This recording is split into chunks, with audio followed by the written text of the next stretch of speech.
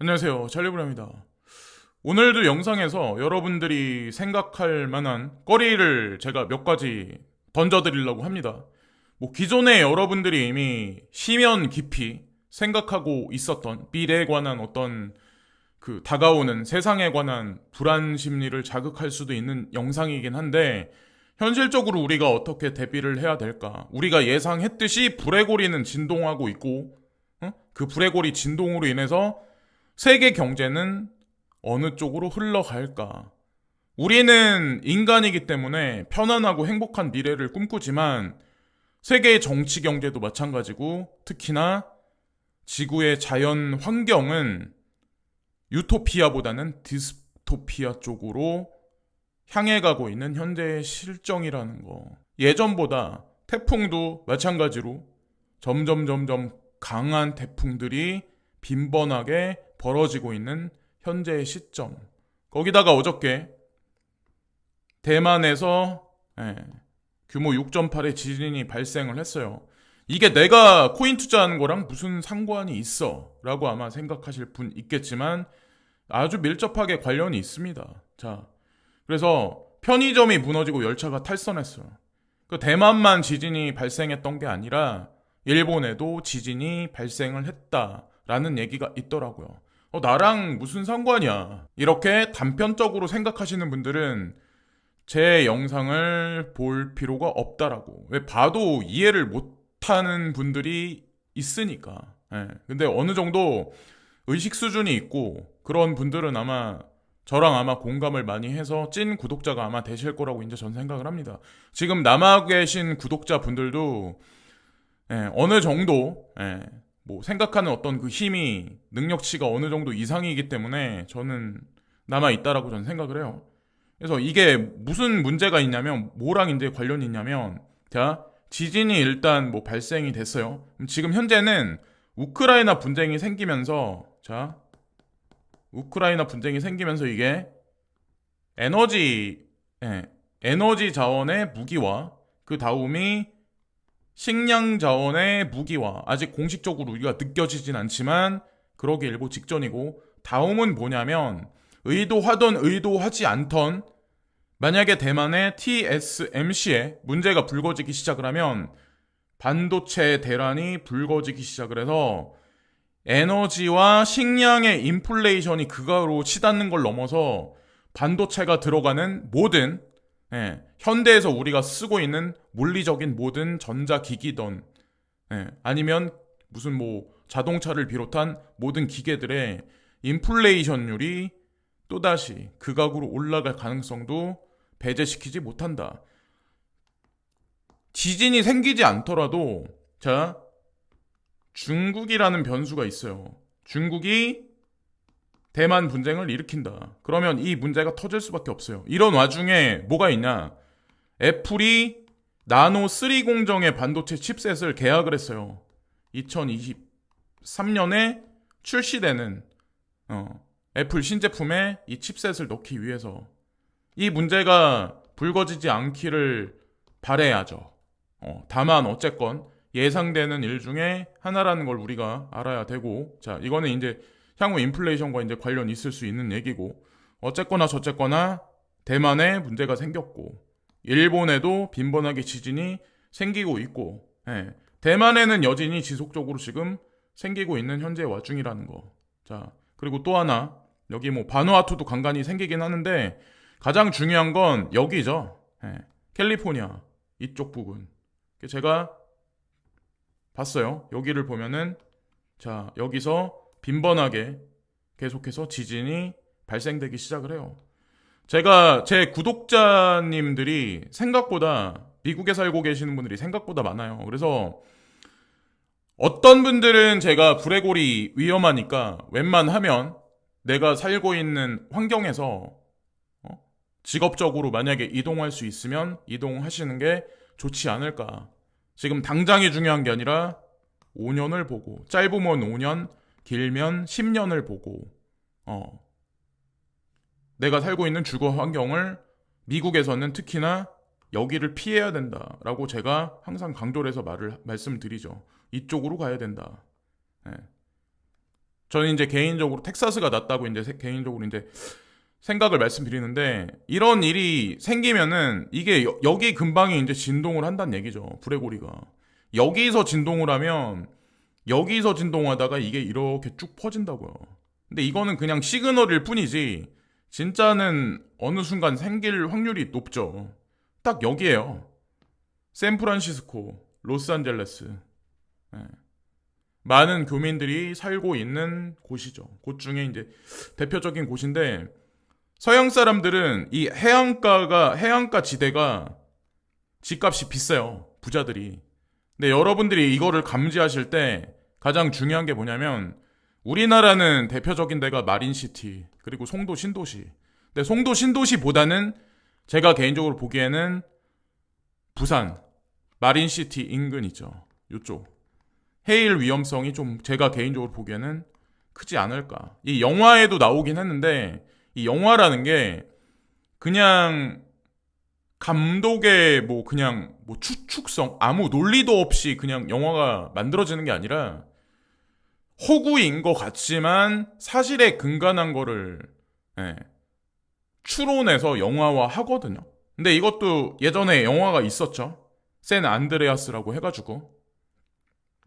근데 하여튼 그렇다는 거죠. 그래서 만약에 진짜 큰 부자이면서 인플루언서인 사람이 해안가에 있는 집을 팔고 이동을 한다. 이런 기사가 만약에 빈번하게 나온다. 그러면 시그널이라는 거를 미국에 살고 계신 분들, 그리고 만약에 여기에 문제가 생기면 세계 경제에도 아마 향후 5년에서 10년 내에 많이 큰 일이 생기지 않을까라고 저는 생각을 합니다. 그래서 이게 그냥 허구다.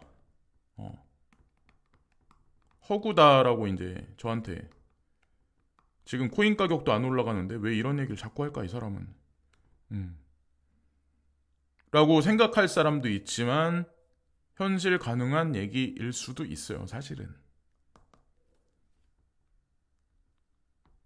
자, 어쨌든 그렇고, 그리고 오늘부로 용산 기준가가 채굴기 그래픽카드, 예, 뭐 폭락을 발표할 거다 이런 얘기가 업계에서 슬슬 돌더라고요. 뭐 아시겠지만 더 떨어졌어요. 채굴기하고 관련돼 있는 뭐 여러 가지 것들이, 그러니까 뭐 채산성이 안 나오니까 당연히 중고 채굴기를 던질 수밖에 없고, 꺼버리니까 그냥 두면은 뭐예요. 차라리 그럴 바에는 채굴기를 던져버리고 그 돈으로 코인을 저가에 매수하는 게 더 낫다라고 판단해서 그러신 분들이 이제 점점점 많이 나올 것 같고, 제가 지난번에 머지가 일어났을 때 최소 한 달에서 한 달 15일 정도는 자리 잡히는데 걸릴 거라고 제가 말씀을 드렸죠. 그거보다 기간이 더 길어질 확률도 있지만 일시적인 반등장이 올 확률이 높다라고도 저는 이제 말씀드렸죠. 근데 그거는 일시적일 뿐이다 라고 말씀드린 것 같아요. 그리고 또 하나, 이거는 이제 뉴스를 보다가 시사적인 얘기인데, 러시아 안보수장이 18일, 19일 중국 방문해 안보 문제 논의할 거다. 근데 제가 이제 중요한 문구를 하나 발견한 게 있거든요. 여기 보시면 두 정상은 대만 문제와 우크라이나 전쟁에 대해 상대 측 입장에 힘을 실어주는 한편, 그러니까 그냥 지금과 같은 구조로 그냥 형성해서 그냥 밀어붙이겠다는 얘기고, 에너지를 포함한 양국 간 교역을 강화하는데 뜻을 같이 했다. 헐값에 중국으로 에너지를 계속 보내겠다. 그 반면에 유로존에는 에너지 공급이 중단돼 있는 현재의 상황이죠. 자, 이게 유로존 입장에서는 상당히 불공평한 거죠, 사실. 불공평한 거죠. 자, 현재 입장이. 다만 일각에서는 시 주석이 회담에서 우크라이나 전쟁에 관련해 의문과 우려를 나타내고, 자, 푸틴 대통령이 시 주석의 이런 언급을 직접 인정했다는 점에서 미묘한 기류 변화가 감지된다는 주장도 나오고 있다. 자, 여기서 의문과 우려라는 이 단어가 여기 도드라지게 보이네요. 그러면 시 주석 입장에서도 지금 뭔가 생각을 하고 있는 거죠. 그래서 푸틴하고 뭔가 회담을 하는데 거기서 실마리가 풀리면 그 기사로 인해서 아마 전 세계에 일시적인 상승이 올 가능성이 높지 않을까. 예.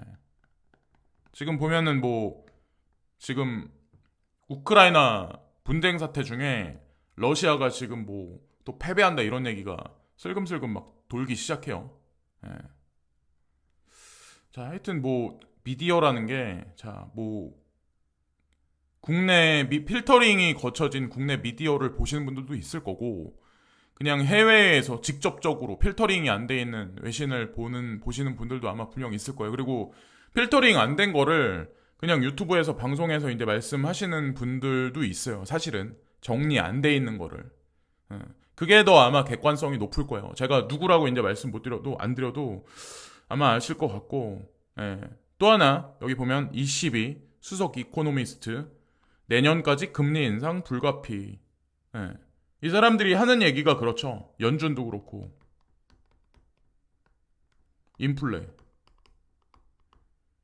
인플레를 잡기 위해서는 지속적인 금리 인상을 해야 될 수밖에 없어.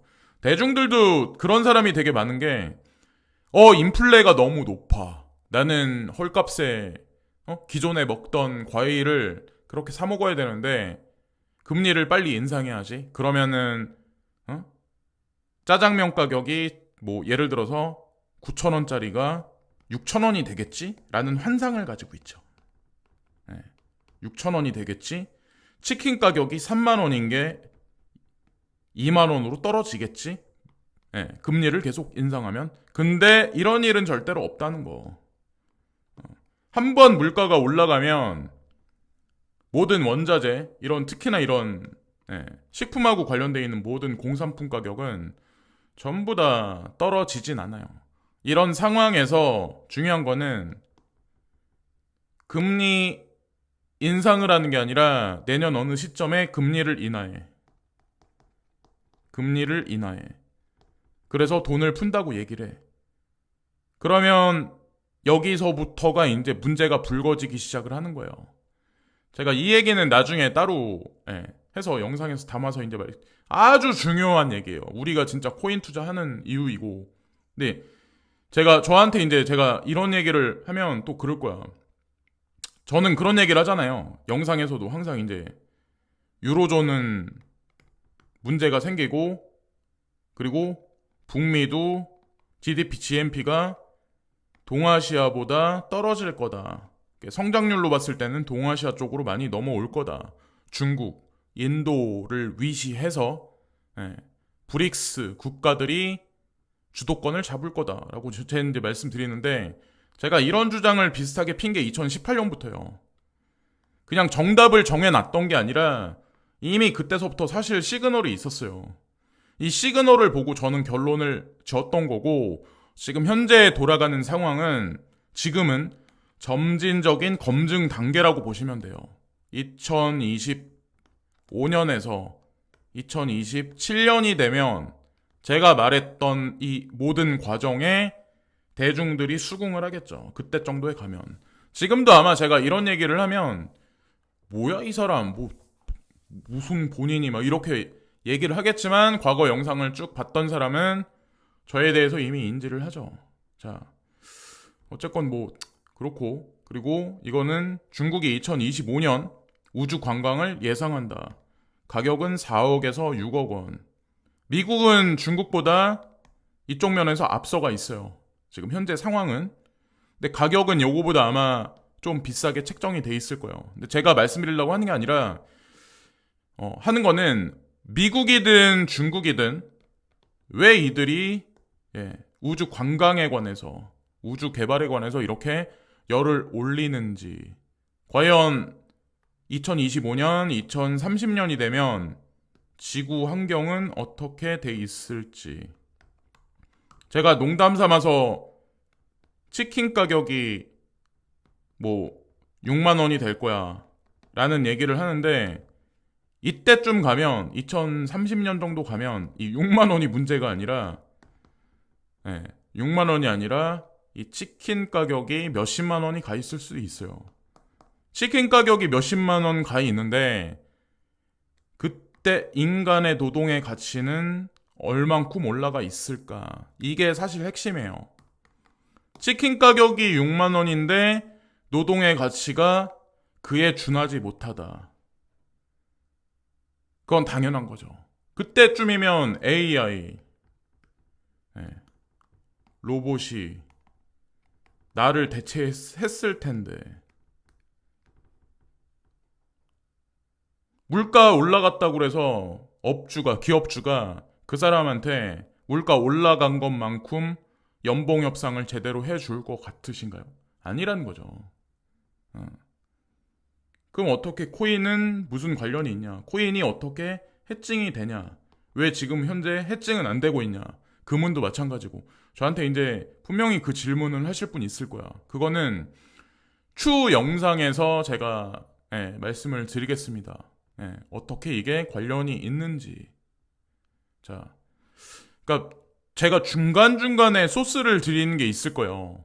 근데 그거를 이제 좀 어느 정도 배경 지식이 있고 공부량이 된 사람은 이 사람이 지금 어떤 의도에서 이 얘기를 하는구나 라고 아마 인지를 하실 것 같고, 모르는 사람은 아마 그냥 오늘 XRP 올랐네, 나 투자해야지, 좀 떨어지면 XRP 썩을 놈의 코인 막 이렇게 그냥 단정 짓고, 코인 뭐 지금 해시율이 생각보다 안 된다, 채산성이 안 된다, 와 코인 채굴 또 망했구나, 이거 ETF 비트코인 ETF 승인 날 수 있을까? 진짜 이게 상품 시장에 등장해서 주식 시장보다 더 큰 자금이 몰려올 수 있을까? 라는 물음표를 시장에 엄청 던지겠죠. 지금 갈등하는 사람이 엄청 많을 거예요. 근데 전 세계가 어느 정도로 이제 심각할 정도로 먹고 살기 힘든 세상으로 가냐면, 아마 제가 이제 개인적으로 보기엔 이렇게 존이 나뉠 거예요. 사람들 사는 존이. 이거 A구역, B구역, C구역, D구역 이렇게 아마 나뉠 가능성이 높아요. 지금은 아니죠. A와 B구역이 왕래가 그냥 자연스럽게 지금 할 수 있고, B가 C, B가 D로 왕래를 자연스럽게 할 수 있지만 어느 순간이 되면 아마 이 구역이 나눠져서 B구역에서 A로 가기 힘든 세상이 올 거예요. 사람 사는 세상 자체가. 그러니까 한국에 국한된 얘기가 아니라 전 세계가 아마 이렇게 공상과학 영화에나 나오는 이런 세상이 되지 않을까. 근데 코로나 3, 4, 5, 6 이런 게 아마 요런 거를 만들어내는 트리거 요소가 되지 않을까라는 생각을 합니다. 자산이나 정보의 어떤 그런 걸 가지고 있는 거에 따라서도 이 계급이 분리되지만, 실은 전 그렇게 될 거라고 생각을 해요. 그래서 어쨌건 코인이 궁극에는 해칭 자산이 분명히 될 거다. 의구심을 품으시는 분들이 많은데 아마 나중에 평생을 아마 후회하실 겁니다. 자, 그런 세상이 점점 오고 있어요. 인플레이션 대비해서 나의 노동의 가치, 나의 인간의 가치는 똑같이 올라갈 수 있을까? 한번 본인 자신한테 한번 질문을 던져보세요. 거기에 해답이 있는 것 같아요. 자, 여기까지 말씀드리면서 이번 방송도 마치겠습니다. 감사합니다.